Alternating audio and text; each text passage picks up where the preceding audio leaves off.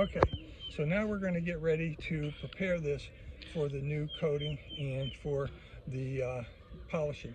First step you want to do is you want to take some isopropyl alcohol, okay, and you're going to use that to clean off all the old waxes and residues and things from, and dirt basically, from years of not being cleaned.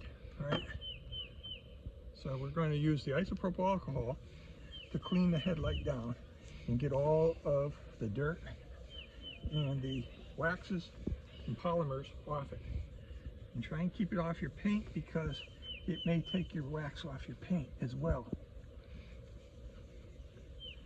And we're doing this by hand. You can do this with a professional polisher, but you do not have to. You can do this by hand, and it just takes a little longer, and it's a little bit more of a elbow grease to get it to clean up, okay, and to get it ready for. But as you can see, just from that little application, it's taking all the old polymers and waxes and things off, okay.